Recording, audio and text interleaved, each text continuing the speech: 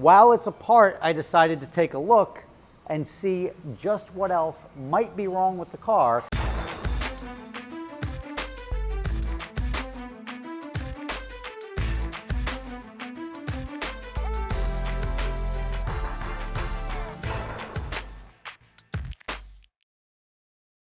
All right, let's talk real numbers, right? Nobody likes inflation, but inflation is real. Things that we're used to paying X for, we're now paying Y. Doesn't feel so good. And let's also be honest, it's nice to save where you can so you can spend where you want.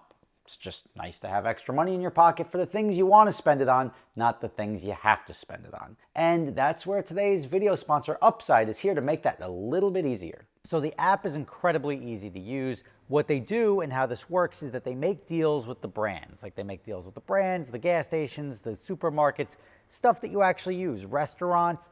And then when you go onto the app, you can search for what the offers are. All you have to do is scroll through the app.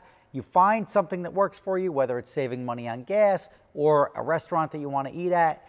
You claim that offer. It gives you a time window, just say 3 or 4 hours to go use that offer. When you get there, you check in, you get money in your account, and then when you get the money in your account, you can go on the app and spend that money as often, as infrequently as you want. You can pull it up and use it for something big, or you could just spend it as you go. It's completely up to you. So it's quite easy. All you're doing is getting money back and paying less for the things you need to spend money on anyway. To get started, download the free Upside app in the App Store or Google Play. Use my promo code SPEEDERS and get $5 or more cash back on your first purchase of $10 or more. So be sure to download the app in your respective app store and give them a shot. Saving money is cool, especially when you can spend it elsewhere, and that's important. So remember, there's no downside to Upside. All right, everybody, what's up? Rob Ferretti here, and I tell you all the time, get a PPI on your car because that'll protect you, because you can't trust any dealer, right? Pretty much. That's a good solid rule. Like there's more that you can't trust than the ones that you can. So to take the approach of not trusting anyone, the way to go, especially when you're buying a nice car. Because especially on the secondary market, there's a lot of money that can be made by a wholesaler or a dealer buying a car that's got a story and then selling it to you that it doesn't. So he's buying it at a discount and selling it to you for retail. So that's something you have to watch out for. Now, I've got my Ferrari up in the air here. You'll remember the PPI that caught absolutely nothing. Well, you know what? I've now got lawyers working on that because the dealer didn't sort of make it right. And part of that is also repairing the car because the car is unsafe to drive with the steering rack, which is now out of the car, allowing me to show you and essentially show you what's wrong, but also inspect the car further to see just how misrepresented the car was. Because not only did the dealer misrepresent the car, the guy who sold us the car misrepresented the car. But the guy who sold us the car I didn't trust to begin with, which is why I sent it to the dealer. I didn't expect the dealer to fail. That was the weak point here. Now you'll remember when I was looking at the car, we noticed there was fluid down here. And there's nothing up here other than the radiators and then the steering rack. And the issue was that the steering rack was leaking. And you could see the leak, easily identifiable. I had to get a new steering rack, which we have right there. And while it's apart, I decided to take a look and see just what else might be wrong with the car, because two things that are concerning to me. One, I don't trust the guy. Two, he sent me parts and said, well, here are the photos of the accident, which, I mean, how are you going to not believe a guy? But then he sent me the stock parts back. He's like, and you can have the stock parts back. And the stock parts weren't consistent with the damage that was in the picture. So yes, I got factory bumper and hood, but it wasn't consistent with what I saw with the damage, like this piece down here. And let me pop a light on this for you. It wasn't consistent with stuff like that. And that's obviously a cracked weld.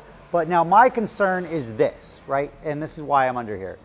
This here, so these pieces of the car, this is like actual structure. I don't think I would ever own a car where these pieces are ever damaged.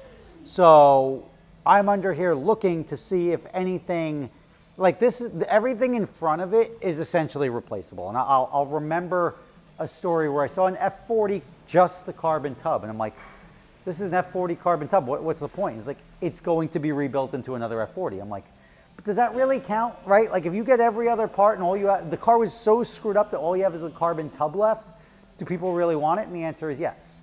So this is essentially what I'm looking at. As long as there's no structural and actual structural damage, which the dealer did not take it apart down to that level, but I am now here while it is apart, and I'm going to use this milk crate because I'm short, to see what else might be wrong. Now, initial inspection, those are all factory right there. Oh, well, that's not. See, that's pushed in there, so that's a problem. Do you see what I'm talking about? I'll have to use an arrow because I'm holding a light. But let me light it from underneath. That shows that there was a front impact, but again, this, let me come from underneath. This is essentially the same weld that's on the other side. So this piece is bent, but this piece is not. And this was the main concern, was that this, and these all look like factory welds. So that's actually very reassuring that yes, they may have misrepresented the accident, but the actual business end of the car is good. Because that means anything else can bolt onto the front. Like I could literally replace the entire front clip of this car, and to me, that doesn't make a difference. That's a perfect car for me to buy because that's a driver's car, right? It's got a history on it, and everything gets replaced. The problem is that's not what I paid for, and that's why the lawyers then get involved. So looking at everything else in here, like these welds back here, this is all very good to me. All of the structural points, this is a tool, it's not part of the car. All the structural points look good. The only concern, that was the main concern of actually even diving my head into this car and looking, that everything that could be a serious concern for me to actually get rid of the car is fine. Under here, this is the other side of that cracked piece on this side. So you can see the weld down here. That was the other side of it. So I don't even know if this was the piece that was originally on the car. It does look like it because it does look like this is pushed down. So that may be why the bumper doesn't line up absolutely over here. Or it could just be an aftermarket bumper, which is why it doesn't line up absolutely. But I saw the tear under here in the under tray, which I'm not going to end up putting this on. Obviously, this is the side. This is where the steering rack was leaking onto the car. And this big dinosaur bite that they didn't even replace that, which is embarrassing. And I'm not going to put it back on. I'm going to get another one. That was under here. So I thought it was a front corner impact. It looks like it may have been more head on, but like justified on the driver's side. But I'll have to take steps to fix this, maybe even replace this whole subframe here to make it right. As I said, it's possible. So if I'm going to be under here, I might as well fix it all. Now again, this is more of a less of a structural integrity performance thing, but more of like making sure the bumpers line up. That is a big bumper support for the front of the car. So I may repair that, I may replace that. It depends on how I can make it so that it's as good as new, but at the most economical way of doing it. I'm not going to go below $30,000 or $40,000 if that's what that part costs to do it. So steering rack going in. It's actually not a short job. This job takes probably 2 full days, maybe even 3. They're telling me I'll probably have it back on Tuesday. Today is Friday. So they took it apart yesterday into today. So it's a 4-day job for a steering rack. Obviously, there's not like actively working on it, but it's still probably a good 12, 14-hour job, book time. I'm making this up. I'm just assuming based off of what I'm being told. Good news is I get to return, I have to return the core of the steering rack, so I can take that with me now. We're swapping, because they didn't have any of these in stock, so we're going to swap the steering rack sensor from the one to the other, which is these 2 screws here. and we should be good to go. I'm curious because I did take the steering rack out of my 488 and replace it recently, because when a steering rack goes bad, it's not really safe. And I was driving this car the other day, and when you start getting to the limit and you feel like a skip in the steering rack, that's not good. Like, it's very disconcerting. I don't push it beyond that, so I don't push it to the point where I'm ever going to lose control because of the steering rack. But I'm planning on taking this on adventure drives next week, and we're going to be on a racetrack, and I don't want to be on a racetrack pushing it to the limit and then having the car fighting me. That's not what I'm looking for. If the car's not ready in time, then I'll take something else, but hopefully it'll be ready in time. So this teaches you one thing. A, don't ever trust a dealership. Always get a PPI, and when you get the PPI, hopefully it's good. And this is why there's a value.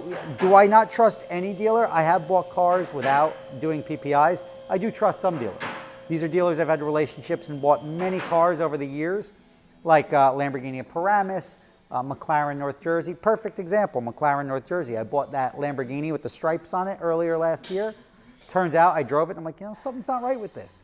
Turns out the transmission was bad. They made it right. They bought the car back for exactly what I paid for it. I got all my money back, and then they put a new transmission in it, and now they're selling it. So if you want a Gallardo with a brand new transmission, it's probably a good deal for you. Check it out if it's even still there. That's at McLaren North Jersey up in Ramsey. Rob Ferretti, I will let you know, before I go, I'm going to let you know if this steering rack is the same. Online on eBay, this steering rack shows up as 488 F8 458 steering rack. When I called the dealership, they said, no, it's a different part number, it's a different rack. So I got one for a 458, which is what this is. So since I have a 458 and a 488 steering rack now out of the car, I can look into it and see what the issue is and see if they're the same steering rack or not, and we'll find out in a second. Come with me. All right, here we are back at the shop. Can you tell which is which? So the one without the tie rod ends, these are tie rod ends, is the 458 that just came out. Obviously, I didn't do a very good job of not letting it leak on the floor. But let's just confirm. Part numbers, here we have TRW, whatever, just A002 4601, A002 4601. It's the same thing. So obviously this piece is not on, but you're looking at the exact same steering rack. 291133. And then, oh, look at this. So here you have different part numbers, but they're the same damn thing. Same thing. Like, I'm telling you, this is the same rack. Same size, same dimensions. I don't know what game that is. I don't know what Ferrari charges for the different parts, but at the very least, that part is the same. It's got the same two bungs there. It's got the same mounting points. I mean, if these are different racks, beats me. Now, I'm going to go look right now and see if the pricing is different online. If it is, I'll be back. If not, thank you for watching. I'll see you tomorrow.